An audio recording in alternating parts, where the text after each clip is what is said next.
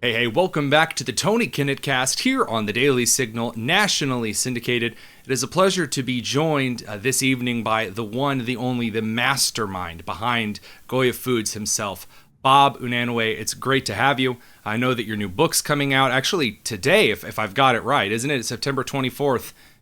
Today's the official launch date, Ron, and I really appreciate you having me on. And there's so many people at Goya that make it great, and just so proud to be part of a company that has been so successful in the Latino community. We are the United States is the second largest Latino community in the world, and I take great pride in that, and also responsibility that I think if we can unite all of our voices as Latinos, from so many countries, under the values, God, family, work, we can really help change the direction of this country back toward God, which we so need to do. This is one of the things that really, I would say, it put a spark in my mind when I was in college and I was trying to pay my way through during the summers. I spent a lot of time up on roofs and lived with a family who was a second generation group of immigrants from Honduras, and absolutely loved it. And was one of the things that hit me the most while I was there was how inundated the Latina culture from Central America, as well as from Greater Mexico, was just pumped full of solid family values and a Christ centeredness in a lot of work and a lot of labor and a lot of how things operated. And when the work ethic came to actually getting up on the roof and getting the day's labor done, I was enamored with it. I was, and maybe that played into why I ended up choosing the Afro-Latino wife that I did. Maybe not. Who can say? But there is something about that culture and how it so richly holds true to family values and God that is probably more unique than any other culture in respects to how it holds to those specific values. Well, Ron, we're a country of immigrants, and that's what has made this country great. And what's built a middle class, it's built a working class, and over time, we want to take care of each other. But I think the whole idea of all the handouts that even Kennedy said back in the day, ask not what your country can do for you, but what Mm-hmm. you can do for your country. And people came to this country, including my grandfather, who started Goya back in 1936, to contribute, to give, to sacrifice for the American dream. And now it's changed, and it's changing rapidly, and it's changing in a direction, away from having a purpose, having a reason to get up every day. We need a reason to get up every day. God, family, work. Work is Mm-hmm. good. And this, what happened during COVID was also something that was, I think, devastating to this economy, the world economy, the United States and the world, by, and especially, I hate to mention names, but Randy Weingarten, I think it is, who was the head of the school union. You're talking He to had a former teacher and administrator. There is no love lost with you bringing her up here. Ugh. Yeah, I mean, 2 years where the children basically put in timeout and stuck with, unfortunately, these smartphones, which is so self focused and abusing each other. You know, all of this is so much has happened to me besides the company, and it goes back to this book that I'm launching today, which is uh, blessed, blessed Donald J. Trump and the spiritual war. And we're in the spiritual war. But I was at the White House Mhm. in July of 2020 to give food to the country through the chief executive, a country that was without food in the food banks, and also to be appointed a commissioner, the White House Commission for Hispanic Prosperity. Mhm. Funny enough, I was fired by the Harris Biden administration. I guess they didn't like Hispanics or prosperity for Hispanics, but uh, I was there to give food away because we were uh, without that. And the Holy Spirit, I'm there given this tremendous honor to speak uh, about being there and what it meant to me. And I said we were blessed.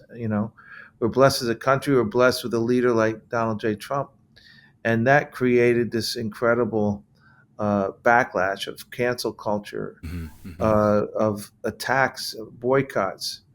Uh, luckily enough, there was a producer for Eric Bowling uh, who did a GoFundMe. And he raised over $300,000 and created a boycott. And we did so well. I think we've been protected by the Holy Spirit from day one. And I think, God's hand has been involved in this, and it's involved because God is not uh, pleased with the direction we're heading. We're not caring for each other. All this mental health that has come out of uh, COVID and not caring for each other, putting our values, the values for ourselves on flags.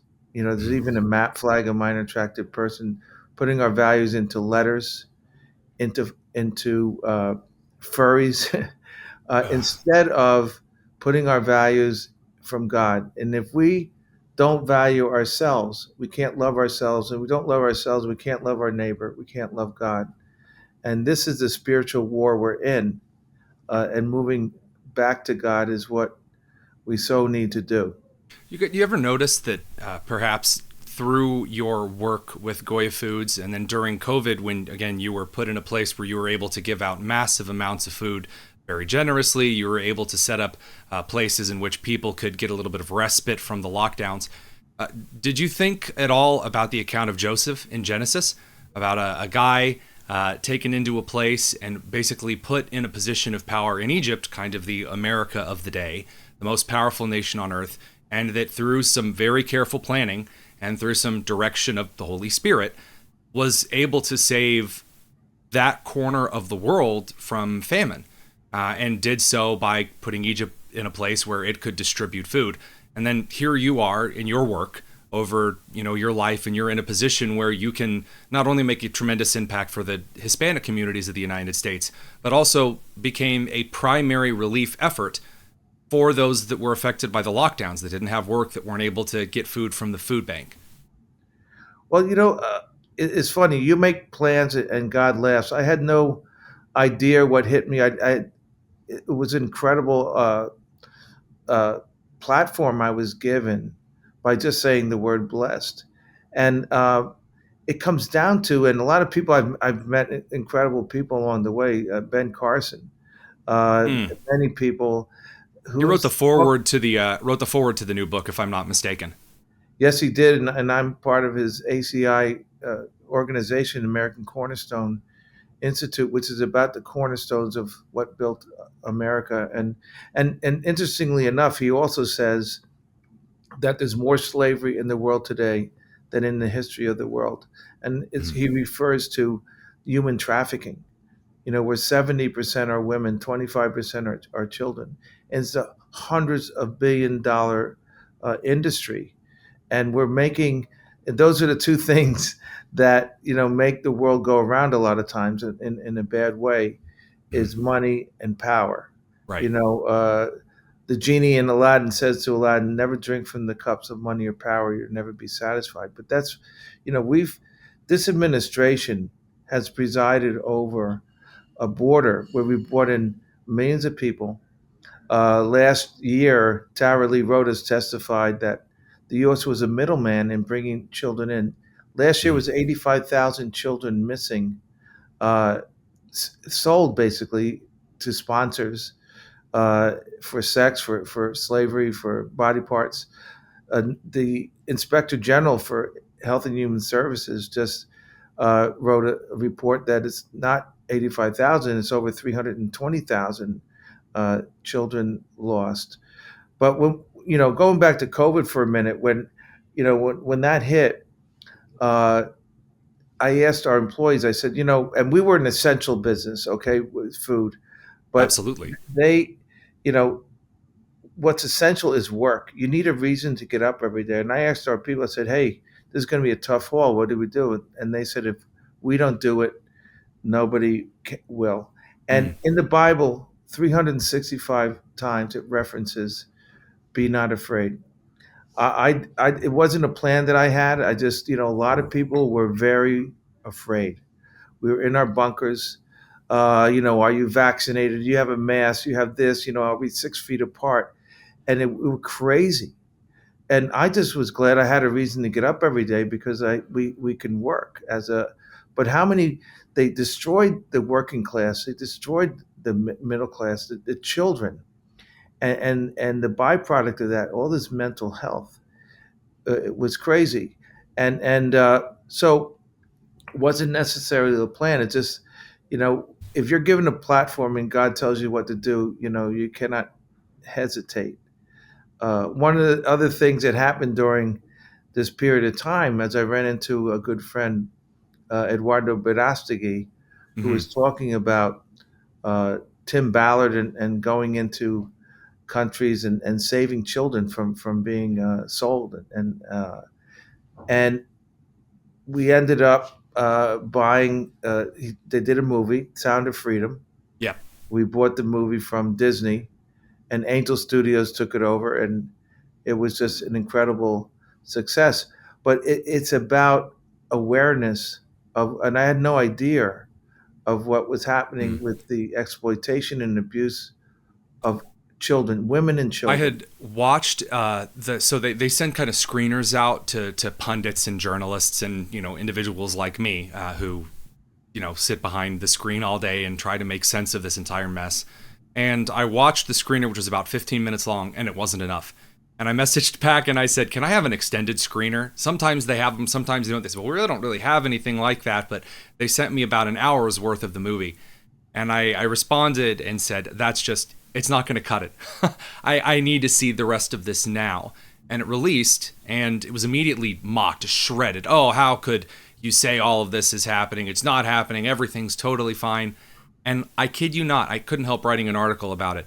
Less than a week later, one of the biggest FBI sting operations to rescue victims of the very trafficking referenced explicitly, not even referenced, featured to fight against in Sound of Freedom. That operation took place, saving those kids. So when you talk about one of the biggest moments that tears at your heartstring and kind of reaffirms why we do the work that we do, I mean that's near the top of the list. Well, it's Sorry, amazing I how didn't mean to interrupt you. Please go on. no, it's amazing how everything good is vilified. Jim Caviezel, they vilified him. They called him QAnon. They said he's crazy talking about things like adrenochrome and the selling of body parts and all this, which is happening. It's real. If it can be that evil, it is. Uh, Tim Well, Ballard, who has they had he was warnings also in. vilified. I can't help but mention they had warnings down in Tampico for like a decade, warning you that in certain areas that gangs would indeed strip individuals of body parts. We're talking like that's where the bathtub full of ice situation.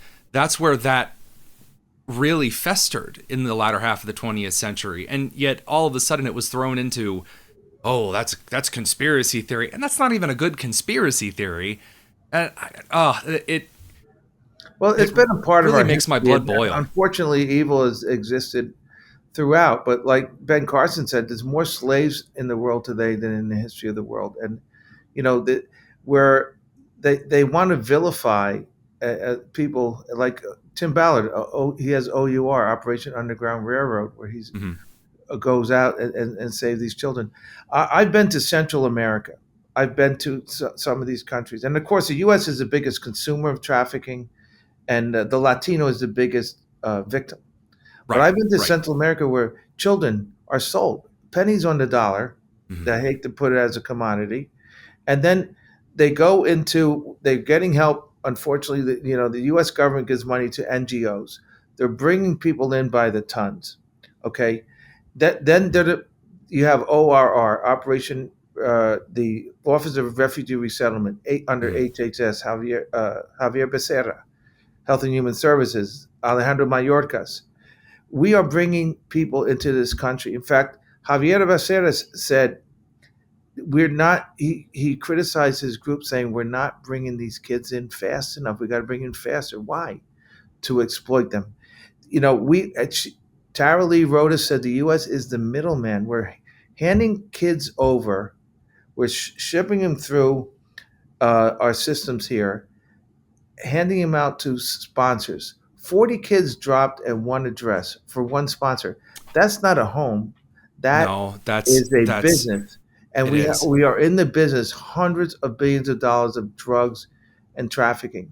And we have to stop this. And we are blessed by Donald J. Trump. He will close down this border. Where's the outrage? 70% of people trafficked are So women. this is something that particularly hit home. I was an education major. I spent time actually studying before critical race theory was ever even heard of as a thing.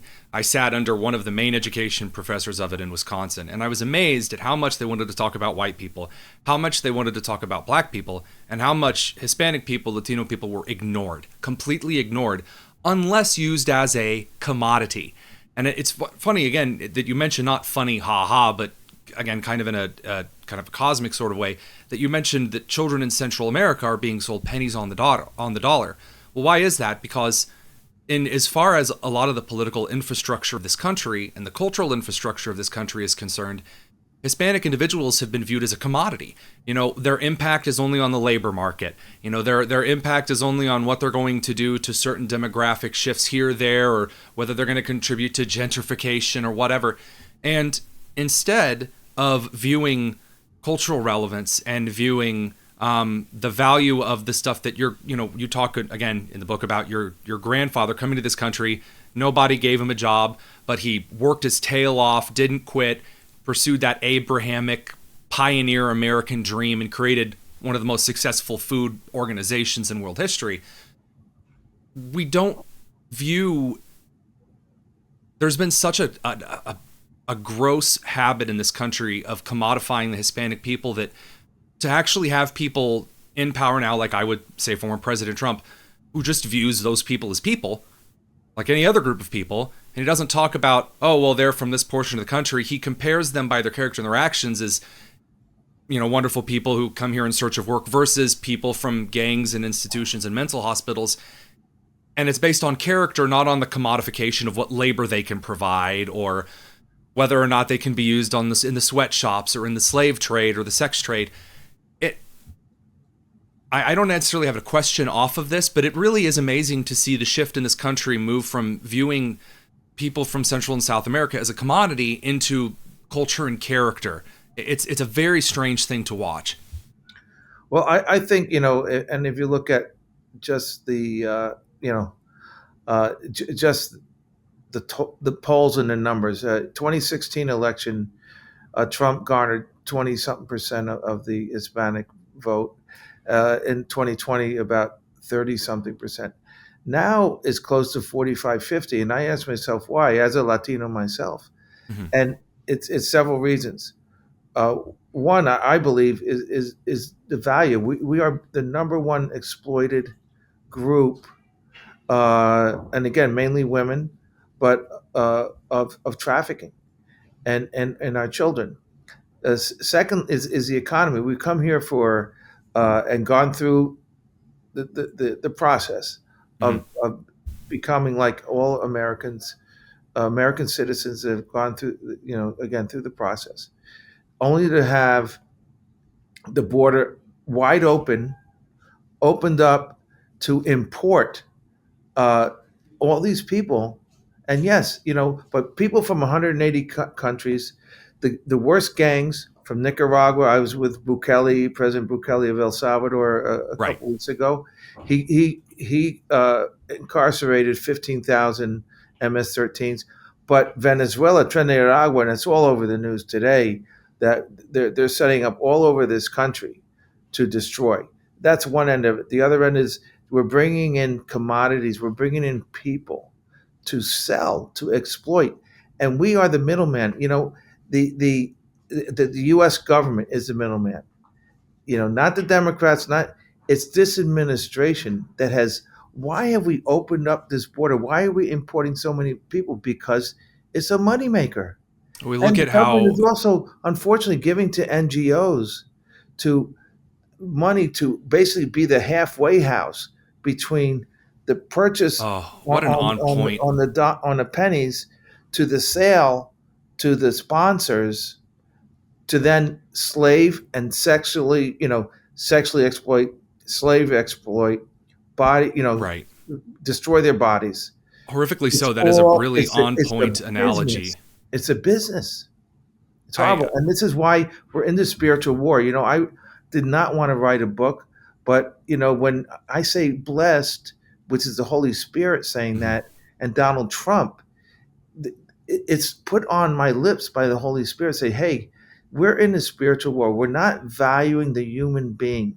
We're and it's not these kids' fault. Don't feel valued. If I feel I'm a letter, if I'm a flag, we've run out of flags, we've run out of letters, we've run out of furries. We are gifts, children of God. We have to have value from that.